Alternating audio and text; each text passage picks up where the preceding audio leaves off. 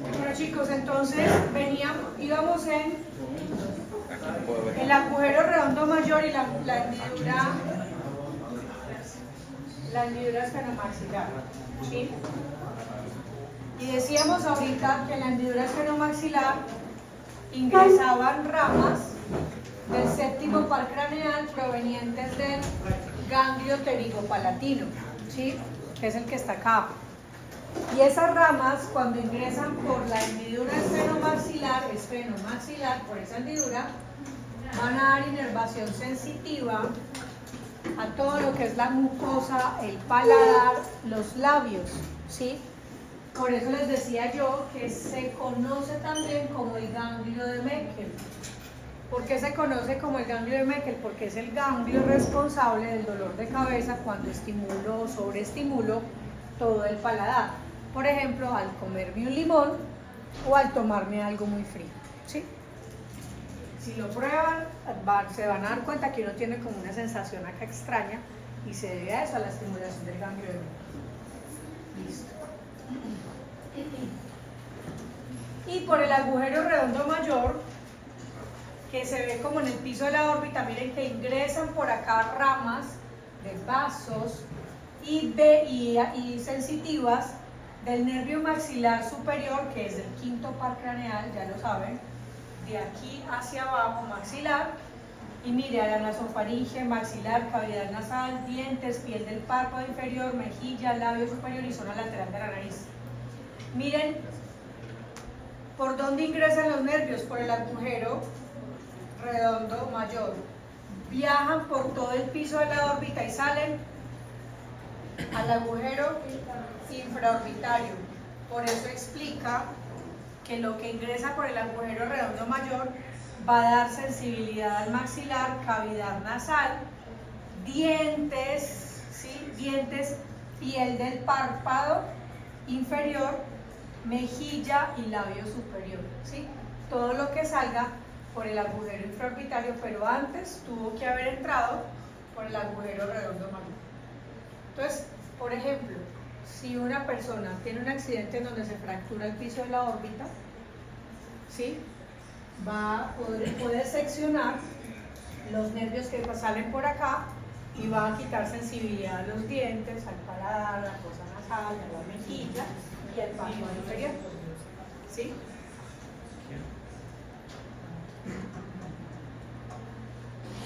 Entonces esto es lo que contiene la órbita, ¿sí? Contiene el globo ocular, ¿cierto? Sistema lagrimal que va desde la glándula lagrimal principal hasta la porción del drenaje. Acuérdense que la glándula lagrimal principal está en la fosa lagrimal. ¿Dónde está la fosa lagrimal? En el hueso frontal. ¿Listo? Y está la fosa nasolagrimal. ¿Dónde está? Acá. ¿Y qué hay allí? El saco lagrimal. ¿Dónde está la fosa nasolagrimal? Entre el maxilar superior y el lagrimal. Listo. Tenemos entonces párpados, pestañas, y los párpados, por ejemplo, tienen este músculo que es el orbicular, que es el responsable del cierre, ¿sí? Tenemos músculos extraoculares, por ejemplo, este es el oblicuo inferior, miren que se inserta de manera oblicua. Tengo los rectos, recto lateral, músculo elevador del párpado, recto superior, y al otro lado debe estar el recto nasal. Tengo también vasos y nervios. ¿De dónde vienen los vasos? De la carótida interna, ¿sí? Ya lo saben ustedes. No, la carótida no ingresa. La carótida interna está por fuera de la órbita y la que ingresa es la arteria oftálmica, ¿sí? Acuérdense que la carótida interna es la mamá de la arteria oftálmica y la arteria oftálmica es la mamá de las 4 ramas que ustedes ya conocen: la central de la retina, las palpebrales, las musculares y las ciliares. ¿Listo? Ok, entonces miren que la carótida interna, rama oftálmica y las ramas que van al sistema lagrimal, a los músculos extraoculares y a la cara en algunas porciones. ¿Listo? Ok, también tenemos nervios. ¿De dónde vienen principalmente los nervios? Por ejemplo, del quinto par craneal, ¿sí? ramas de la oftálmica y ramas de la maxilar, ¿sí? Ya lo habían visto, algunas de las ramas de la oftálmica ingresan, por ejemplo, por el agujero supraorbitario, ¿sí? Y las ramas de la maxilar ingresan por el cigomático temporal y el cigomático facial. Y por el agujero infraorbital. ¿Listo? Tenemos entonces un retorno venoso, la venosa superior y la venosa inferior, ¿sí? La venosa superior, ¿por dónde ingresa? La vena superior, la vena oftálmica superior. Por la hendidura esfenoidal, muy bien. Y la venosa inferior, por la hendidura esfenomaxilar. Es muy fácil. ¿Sí? Listo, tenemos... Ay, miren, aquí tenemos el ganglio ciliar. Ustedes ahora que vayan a ver con el profe de Euro la vía del tercer par craneal, van a ver que tenemos unos ganglios ciliares que son los mediadores de la vía del tercer par craneal. ¿Qué más tenemos? Grasa, ¿sí? Músculo recto lateral, recto superior, músculo elevador del párpado, nervio óptico, y con el nervio óptico ingresa la arteria oftálmica, las arterias musculares que salen de la arteria oftálmica, ¿sí? Y demás. Listo. Y estos son los senos paranasales, ¿sí? Que les decía, les mostraba ahorita que uno de los senos paranasales más grandes será el seno maxilar, ¿sí? Que son los que están acá. Pero también tenemos senos etmoidales, ¿sí? Y senos frontales. Entonces, cuando un paciente tiene sinusitis, por ejemplo, que tiene una inflamación de los senos paranasales. ¿Qué es lo que hay en esos senos paranasales? Moco, ¿sí? ¿Cómo? Hay moco, ¿sí?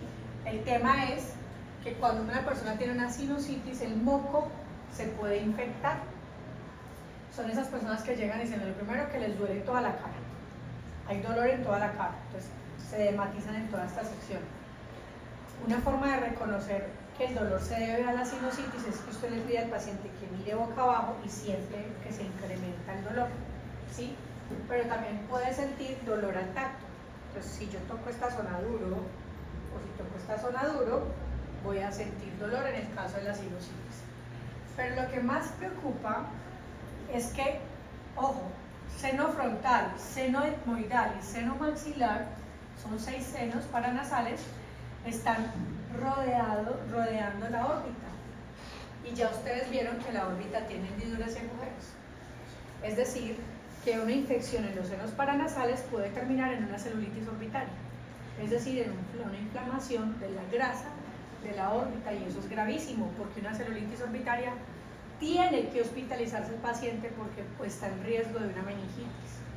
La cosa es seria, ¿sí? La sinusitis es seria. Ahí es cuando las personas sueltan mucho la cranea, Ah, no, pero eso pueden ser muchas cosas. La secreción verde puede ser muchas razones, muchas cosas. Y a veces los pacientes con sinusitis no excretan por los ojos, sino más que todo por las fosas nasales. Y una de las cosas que cuentan, por ejemplo, cuando ya está infectado, es que sienten mal olor. O sea, cuando respiran sienten que huele feo. Y es porque ya hay infección en los senos paranasales. Entonces, ojo con esto, ¿sí? Bueno, con respecto a la patología orbital, muchachos, pues pensemos por lógica que el globo ocular está alojado en la órbita, pero que para que ese globo ocular esté en posición, ¿sí? Hay una grasa que lo sostiene y lo amortigua, ¿sí? Es decir, la grasa y el resto de las estructuras llenan el resto de la cavidad orbital. Entonces, una lesión muy frecuente, una alteración muy frecuente de la órbita son las fracturas, ¿sí? Por un puño, un accidente en la moto, un golpe de frente, la bolsa de aire del carro, ¿sí? No, ni siquiera la bolsa de aire, es la tapa de la dirección, que cuando sale la bolsa de aire sale primero la tapa y es la que primero golpea. Fractura el piso de la órbita, y al fracturar el piso de la órbita, si revisamos los senos paranasales, si se fractura el piso de la órbita, la grasa orbitaria, ¿dónde va a caer? Al seno paranasal, ¿sí? Y eso puede hacer que ya el ojo no se sostenga y se hunda. Miren qué está pasando aquí. El paciente pues ya tiene un exceso de piel, o sea, tiene una blefarochalasis, pero cuando hay fractura del piso de la órbita, miren que la grasa cayó al seno paranasal y lo que queda es el ojo hacia adentro, eso se llama enoftalmos. ¿Listo? ¿Qué más va a pasar? Que el ojo pierde alineación con el ojo contralateral, por tanto no hay visión binocular, hay estrabismo, hay diplopia. El paciente va a referir ver doble porque se pierde la alineación ocular. ¿Listo? Y dolor. Miren en este caso, este ojo, bueno, y otra cosa que se ve es que se pierde tanto la grasa orbitaria que el párpado se retrae y se marca muchísimo más la hendidura palpebral. ¿Listo? Eso obviamente tiene solución. ¿Cuál es la solución? El maxilar, o sea, el médico maxilofacial lo que hace es poner acá abajo una malla, o algunos ponen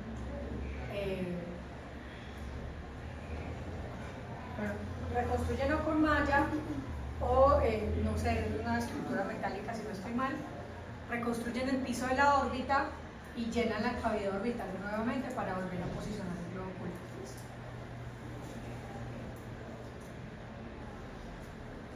Bueno, tengo entonces celulitis orbitaria, pseudotumor o hemorragia retrovulvar.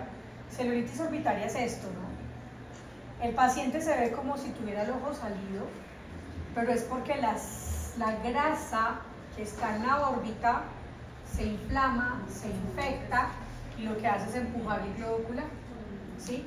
Es supremamente doloroso y, como les decía, como es una infección en órbita, se va de urgencia este paciente. Este paciente se va para hospitalización porque tienen que controlar la infección antes de que eso migre por esas hendiduras, esos agujeros a cerebro y genere una meningitis.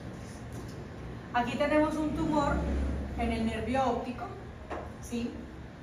¿Qué va a hacer con este paciente? Que ese tumor va a empezar a ocupar parte de la cavidad orbitaria y va a empujar el ojo hacia afuera, eso se llama exoftalmia, ¿sí?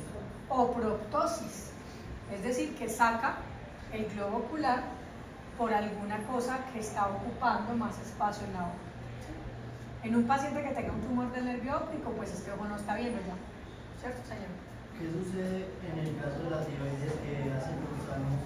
¿Qué sucede con esa desestructuración? En el caso de la tiroides, lo que hace es que se aumenta la densidad de los músculos extraoculares. O sea, el músculo, creo que tengo una foto por allí. Sí, déjame, ya se la muestro, sí. Listo. Mira la diferencia con esta niña. En el caso de esta niña, lo que tiene es un globo ocular grande, o sea, buftalmos, ¿sí?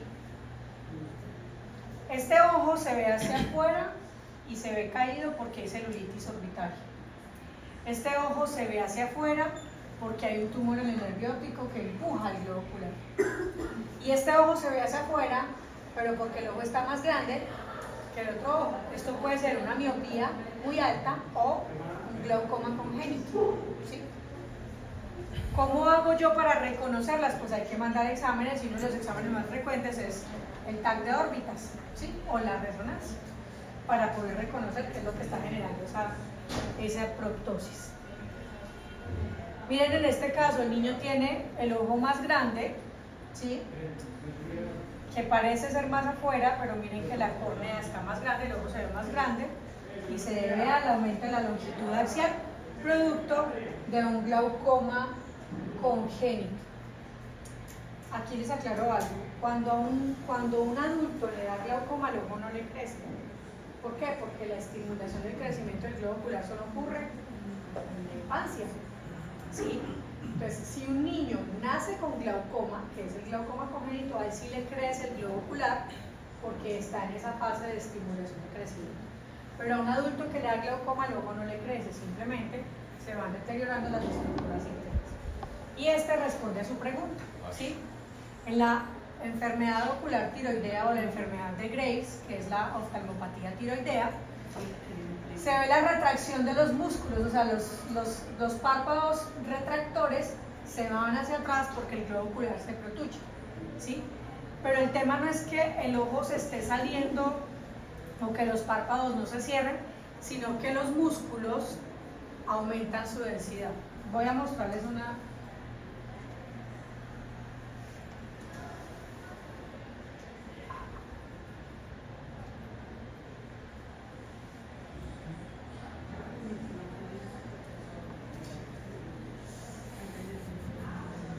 la densidad de los músculos acá, ¿sí? Recto nasal, recto lateral, y este es nervio óptico. Recto lateral y recto nasal, o recto medial, ¿sí?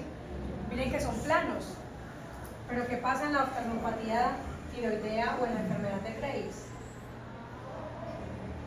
Lo que ocurre es el aumento de la densidad de los músculos, o sea, se engrosan los músculos escapulares y eso empuja el globo ocular, ¿sí? El manejo de esto, por supuesto, es la enfermedad de la tiroides y en algunos casos lo que hacen es una inyección retrovulvar, es decir, inyectan por detrás del globo ocular antiinflamatorios o corticoides para bajar la inflamación del músculo, de los músculos escapulares. Pero eso es temporal. Depende del manejo y depende de la gravedad de la enfermedad. ¿Cómo? Retrovulvar, es decir, pasan por los espacios donde no está el globo ocular, meten la inyección, la jeringa, pero es por órbita, ¿sí? Entonces la recuperación depende mucho del control de la tiroides, ¿sí? Hay personas a quienes les resecan parte de la tiroides, es decir, les sacan una parte de la tiroides, ¿sí? Hay personas que los controlan farmacológicamente y hay personas que ni con eso recuperan, entonces toca hacer la inyección retrovulvar de los antiinflamatorios. Pues eso ya depende de cada individuo. Listo. Imagínense esto, imagínense unos músculos inflamados que ocupan más espacio. Lo siguiente que va a ocurrir es que el paciente va a tener una restricción en la motilidad ocular, ¿sí? Porque como hay más espacio que está ocupado por los músculos, pues va a haber más limitación de la función muscular y posiblemente el paciente tenga restricción en algunos movimientos. Pero además de eso, como el ojo está tan afuera, tan en proptosis, ¿sí? Los párpados no alcanzan a hacer cierre completo, ¿sí? Empieza a generar daño de la superficie ocular porque al no haber cierre no se encarga de distribuir la lágrima, por tanto entonces el paciente queda con una queratitis seca por exposición, es decir, una zona que nunca has recibido, digamos, la lubricación gracias al parto. Y esta, que es otra condición de la cavidad orbitaria, y es la disminución en el crecimiento de la órbita porque el ojo no está creciendo. Miren aquí varias cosas. Recuerdan que yo les decía, para que crezca el globo ocular debe haber una estimulación del crecimiento del cristalino. Pero cuando hay una falla embriológica en el crecimiento del cristalino, el ojo no crece, se queda microoftalmia. Miren, ¿ven la catarata? ¿Sí? Pues aquí hubo una alteración embriológica del crecimiento del cristalino, por tanto no crece el ojo, por tanto no crece la órbita. ¿Sí? Pues miren que aquí crece normal su órbita y aquí se ve más hundida y se ve acá. Y hay una condición que es de carácter congénito y es la disostosis mandibular. Ustedes saben que el piso de la órbita es gracias a el maxilar superior, ¿sí? Bueno, tiene otros huesos, pero el maxilar superior. Entonces, cuando hay una disostosis mandibular es que falla un crecimiento o el desarrollo del maxilar superior y la mandíbula, ¿sí? Lo que genera que las órbitas no crezcan al mismo nivel que crece el globo ocular y por eso la cara se ve con un hundimiento en esta zona. ¿Listo? Esta sería como la gráfica más o menos de lo que es la fractura del piso de la órbita y cómo la grasa cae al maxilar, al seno maxilar, por tanto el globo ocular se retrae y se va a ver como lo que ustedes están viendo en la foto. ¿Cuál es el globo ocular que se retrae? Este. Listo. ¿Alguna duda, señor? Cuando hay pacientes que sufren del sistema inmune, también se tienden a inflamar, ¿no? O sea, que el mismo sistema los ataca y luego se inflama, o sea, o la parte de acá, esta parte muscular, o qué pasa ahí. Quiero entender la pregunta. Hay enfermedades autoinmunes, por ejemplo el lupus y la artritis, que son enfermedades autoinmunes. Está la sarcoidosis, enfermedad de Behçet, Bocco-Guérin, que son enfermedades autoinmunes. ¿Qué es lo que está pasando allí? Generalmente se inflama lo que es tejido conectivo. Entonces, todo lo que es conjuntiva, todo lo que sea colágeno, entonces los huesos tienen colágeno, el globo ocular en una buena porción tiene colágeno. Entonces, lo que pasa la mayoría de las veces en una enfermedad autoinmune es una uveitis, es decir, ocurre más que todo una inflamación intraocular, ¿sí? Algunos pacientes, por ejemplo, los que tienen lupus eritematoso, pueden llegar a sufrir inflamación en la piel. Entonces, en ese caso sí podría haberse inflamado esta zona. Pero la mayoría de las veces lo que ocurre es una inflamación intraocular y entonces no se ve, o sea, a simple vista yo no vería los párpados hinchados ni nada de eso. Vería es la inflamación al interior, vítreo inflamado, humor acuoso inflamado, dependiendo de la extensión de la inflamación. Bueno, niños, para la próxima clase vamos a ver músculos extraoculares. Pero para poder comprender los músculos extraoculares necesito que les quede muy claro esta parte, ¿sí? Es decir, que recordemos que de esos 7 huesos que tiene la órbita, el que nos interesa para los músculos extraoculares es el ala menor del esfenoides, en el tubérculo infraóptico donde se inserta el tendón de cinta, es decir, este. Porque vamos entonces a recordar y a comprender las funciones de los músculos extraoculares a partir de su procedencia, ¿sí? Entonces, del tendón de cinta, no olviden, está en el vértice de la órbita, salen los rectos superior, medial, temporal e inferior. Nos quedan los otros dos que son los oblicuos. El oblicuo superior también viene del vértice de la órbita, pero no viene del tendón de cinta, viene de más arriba. Viene más o menos de un punto muy cercano al punto de inserción del músculo elevador. Entonces, por el techo de la órbita, ¿quiénes van a viajar? El recto superior, el músculo elevador del párpado y el oblicuo superior, ¿sí? ¿Me hice entender con eso? Entonces sale el recto superior, músculo elevador del párpado y el oblicuo superior. Señor. Ok, el oblicuo superior es un músculo torsional. Voy a dibujarlo un poquito más claro.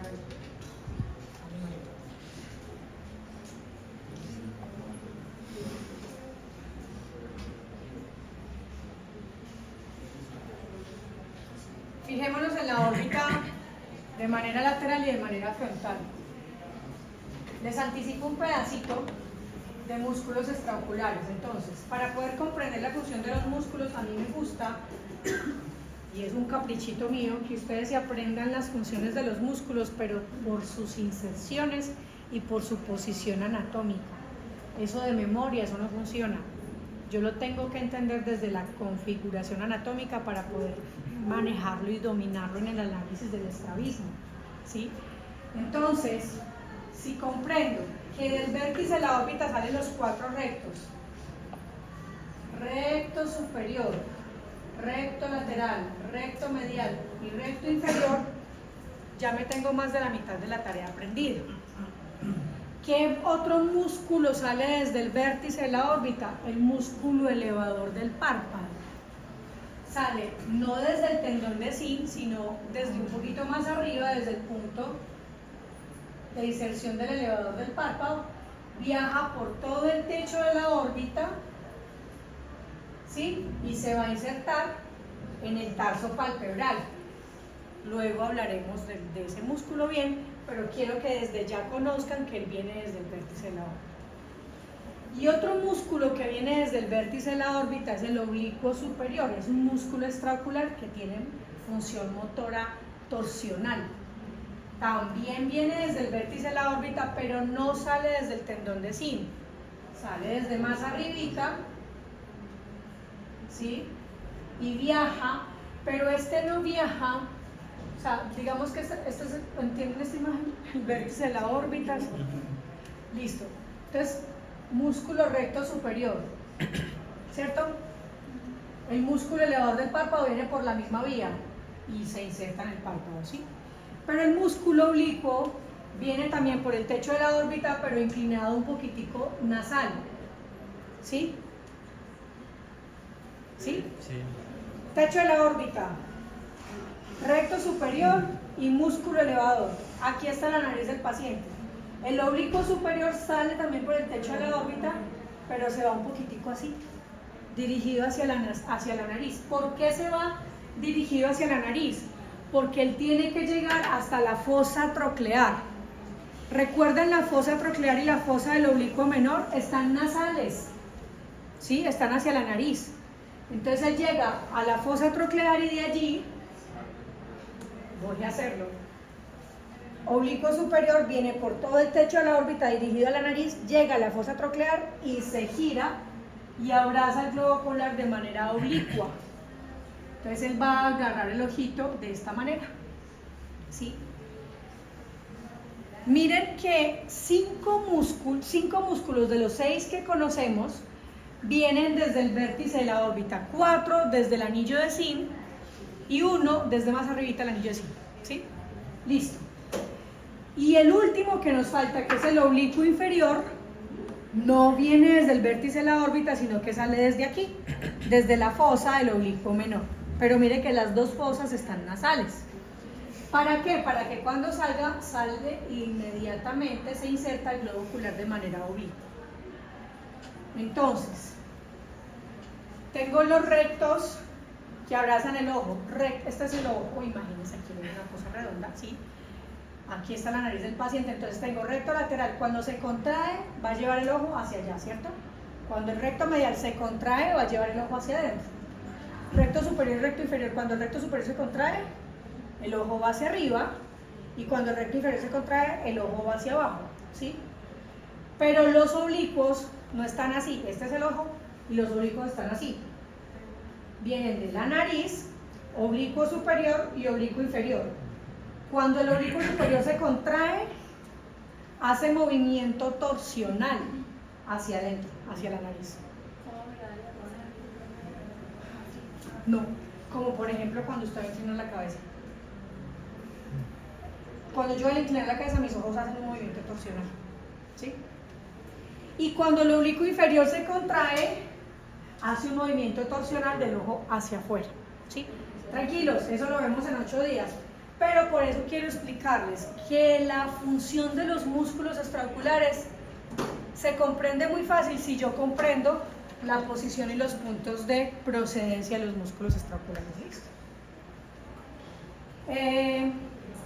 ¿Qué más me interesa que tengan muy claro? Los 7 músculos, los siete huesos y los agujeros y las hendiduras por donde salen e ingresan fibras y nervios y vasos, ¿sí?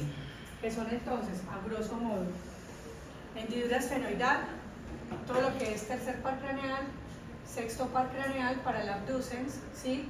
Tercer par craneal para inferior, medial y superior, y el oblicuo menor, y algunas ramitas sensitivas del quinto par craneal. Listo, hendidura esfenoidal por fuera del anillo de Sim, patético, frontal, lagrimal y vena oftálmica. Patético para el oblicuo superior, frontal y lagrimal, ramas sensitivas del quinto par craneal. ¿De quién? De la oftálmica, y la vena oftálmica que recoge retorno venoso. No olviden el agujero supraorbitario, agujero infraorbitario, agujero cigomático temporal, agujero cigomático facial, ¿sí? Y no olviden hendidura esfenomaxilar, agujero redondo mayor y agujero infraorbitario. Por ahí básicamente estamos teniendo ingreso de nervios sensitivos y motores, ¿sí? Aquí les estoy hablando, el séptimo par les decía, el séptimo par principalmente es motor, pero también tiene un componente sensitivo. Aquí está el componente sensitivo. Miren, el ganglio pterigopalatino, que es el que explica el ganglio de Meckel, es el componente sensitivo del séptimo par craneal. Ese componente sensitivo del séptimo par craneal va a ingresar por la hendidura esfenomaxilar. El componente motor del séptimo par craneal, que va a dar a la glándula lagrimal principal, músculo frontal, músculo orbicular y los músculos de la cara, ingresan por fuera. ¿sí? Por fuera de la órbita. ¿Listo? Les recomiendo que estudien. Y que lo que no entiendan o las dudas que les queden las traen para la próxima clase. Y la